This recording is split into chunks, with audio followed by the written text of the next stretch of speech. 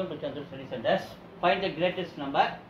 வாங்க பார்க்கலாம். 3.5 division 4. அது ஃபர்ஸ்ட் எடுக்கிறேன். 3.5 division 4.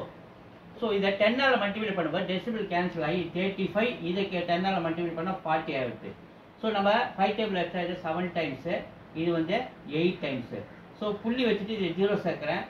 8 8 64. அப்போ மீதி 6 இருக்குதா, 0 சேர்க்குறேன். 8 40, 6 8 48, 7 8 56. ஸோ 7 8 56 இல்லையா? ஸோ அப்போ 0.87 நிறுத்திக்கிறேன். அடுத்து இது வர ரூட் 0.64. இது எப்படி எழுத பாருங்க, 0.8 ஸ்கொயர் ரூட்டு 0.8 இன்ட்டு 0.8 மல்டிபிள் பண்ணால் நமக்கு 0.64 வந்துச்சா?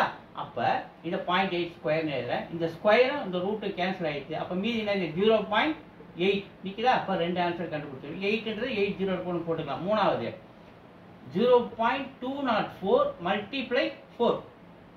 ஸோ இதை அப்படியே மல்டிப்ளை பண்ணி ஆன்சர் கொண்டுக்கணும் வரேன். 4 நாள் 16 காரு மீதி 1. ஸோ அந்த 1 அப்படியே போடுறேன்.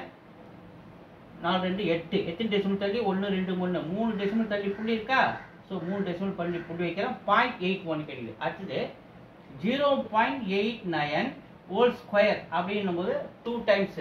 ஸோ 89 இன்ட்டு 89 நம்ம மல்டிப்ளை பண்ண நமக்கு என்ன கிடைக்கும், 7921 கிடைக்கும். ஸோ 2 டெசிமல், இன்னொன்றுக்கு 89 இன்ட்டு 89 நம்ம மல்டிப்ளை பண்ணும்போது 0.89 மல்டிப்ளை பண்ண 1 2 3 4 டெசிமல் தள்ளி புள்ளி வைக்கிறோம். அப்போ 0.7921 கிடைக்குது.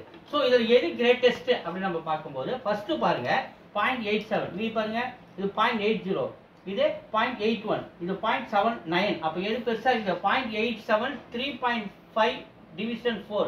ஃபர்ஸ்ட் எங்க இருக்கு? சி இருக்கு. அப்போ சி இஸ் ஆன்சர். தேங்க்யூ.